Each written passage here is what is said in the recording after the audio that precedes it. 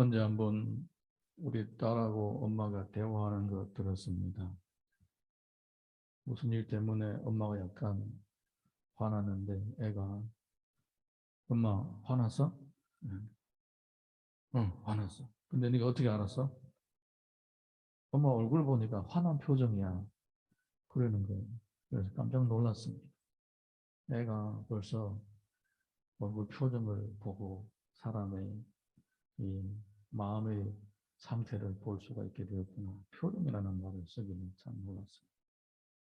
우리 마음의 상태, 기쁘거나 또 슬프거나 또 괴롭거나 이런 모든 것들이 표정으로 나타납니다. 물론 표정 관리를 잘하는 사람들은 안 나타날 수도 있겠지만은 대부분의 우리의 심경, 우리 마음의 상태, 얼굴의 표정을 통하여 나타납니다. 그래서 사람의 마음을 우리가 얼굴을 보면서 헤아릴 수가 있습니다.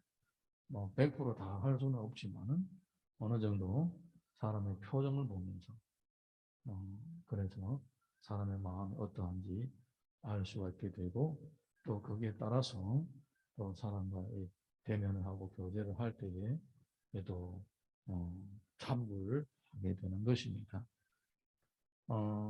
하나님은 인격적인 하나님이시다. 이렇게 우리가 자주 언급을 합니다.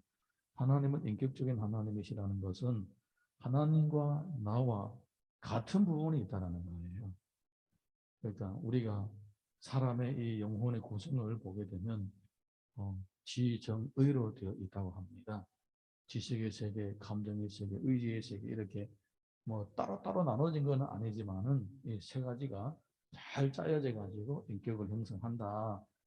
그래서 우리가 보고 듣고 맛보고 만지며 느끼면서 세상을 알아가게 되고 또 마음의 느낌, 희로애락 느끼게 되고 무엇인가 할 때 내가 결단하게 되고 어떨 때는 또 후회하기도 하고 짐승은 후회할까요? 안 할까요? 우리 모른다고 하지만은 짐승이 뭘 후회하겠습니까? 네, 근데 사람은 때로는 자기 의지를 가지고 뭘 하다가 후회하기도 하고 이렇게 지정의의 표현이 있다라는 겁니다. 그러니까 하나님은 인격적인 분이시라는 것은 하나님도 지정의가 있으시다라는 것입니다. 물론 우리하고 차원은 다르겠죠. 그렇기 때문에 우리가 어떤 감성적인 표현을 표정을 통해서 나타나는 것처럼 하나님도 하나님의 표정이 있다라는 거예요. 하나님도 자신의 희로애락을 나타내신다는 것입니다. 우리 욥기서를 보게 되면 지금 이 기록된 말씀을 보게 되면 우리가 36장부터 읽어보게 되면 하나님은 어떻게 자신의 희로애락을 나타내며 어떤 방법을 통해서 나타내는지 보여주고 있습니다. 네, 간단하게 설명하고 있습니다. 어제부터 쭉 이렇게 진행되는 성경의 얘기를 보게 되면 하늘에서 이제 구름이 쌓이고 물방울이 떨어지고 번개치고 천둥이 울리고 이런 것들이 다 뭐냐? 하나님의 표정이라는 겁니다. 하나님의 희로애락은 기후를 통해서 나타난다는 것입니다. 예를 들자면 이런 거예요. 아침에 일어나가지고 출근하는데 문 열고 바깥에 나가니까 날씨가 환하고 햇빛 쫙 비추고 기온이 따뜻합니다. 기분이 좋죠. 네, 기분이 좋은 거예요. 그런데 이제 며칠 후에 나가보니까 이제 아침에 잔잔하게 비가 옵니다. 비가 오는데 또 왠지 참 좋아요. 네. 오랜 가뭄에 비가 쫙 와가지고 부건하게 적시는, 온 천지가 적시는 느낌이 들어요. 좋아요. 그런데 어느 날에 바깥에 나가니까 바람이 확 불어옵니다. 먼지도 날리고 그렇습니다. 저번에 상해 보니까 비가 완전히 샤워기를 틀어놓은 것처럼 그 정도로 그것보다 더 많이 온 것 같아요. 바람까지 불어서 나무가 뿌리채를 뽑히고 난리가 났더라고요.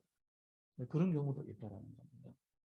자, 그리고 또 천둥 번개도 치기도 하고 이런 것들은 뭐냐? 성경 기록을 보니까 이런 것들은 하나님의 표정이다. 하나님의 희로애락을 나타내는 방법이다. 이렇게 얘기를 하고 있는 거예요. 물론 현대인들은 이렇게 생각하지 않아요.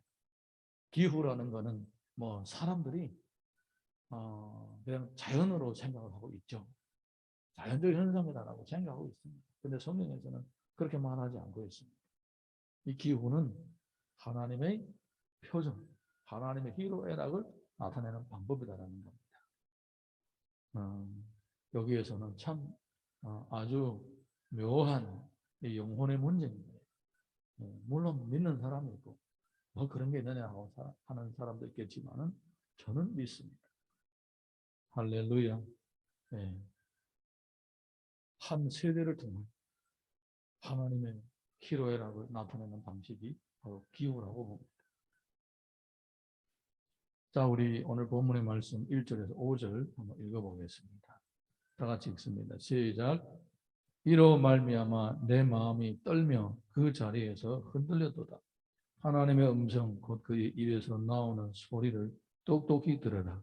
그 소리를 천하에 펼치시며 번갯불을 땅끝까지 이르게 하시고 그 후에 음성을 발하시며 그의 유연찬 소리로 천둥이를 치시며 그 음성이 들릴 때에 번개를 멈추게 아니하시느니라.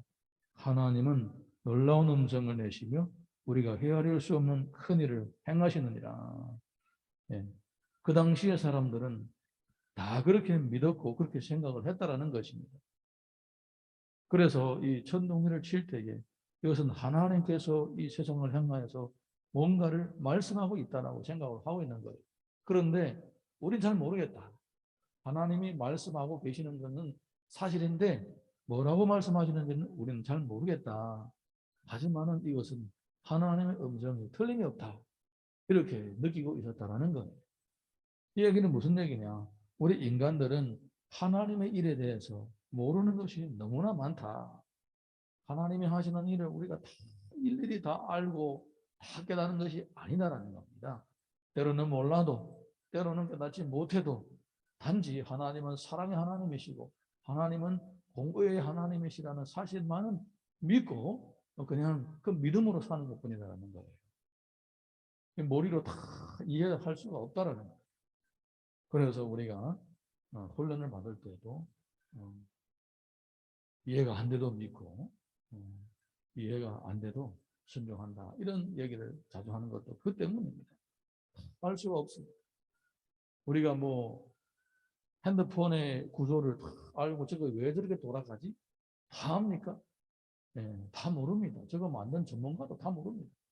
전문가는 모든 거 다 만드는 게 아니에요. 자기 분야만 만들기 때문에. 조립을 하는 사람은 다 아나? 아예 모릅니다. 그냥 이거 이렇게 맞추라 하니까 맞추는 거예요. 알아도 이렇게 작은 핸드폰 하나도 일부분만 아는 거예요. 아무리 전문가라도 일부분만 아는 거예요. 그런데 그 천지 만물을 창조하신 하나님이 하시는 일, 우리가 어떻게 다 알 수가 있느냐. 그런 거예요. 그 뜻입니다. 자, 우리 5절에서 11절 이어서 보겠습니다. 5절에서 11절 시작. 눈을 명하여 땅에 내리라 하시며 적은 비와 큰 비도 내리게 명하시느니라. 그가 모든 사람의 손에 표를 주시어 모든 사람이 그가 지으신 것을 알게 하려 하십니다. 그러나 짐승들은 땅 속에 들어가 그 저소에 머무느니라. 폭풍우는 그 밀실에서 나오고 추위는 북풍을 타고 오느니라. 하나님의 입김이 얼음을 얼게 하고 물의 너비를 줄어들게 하느니라.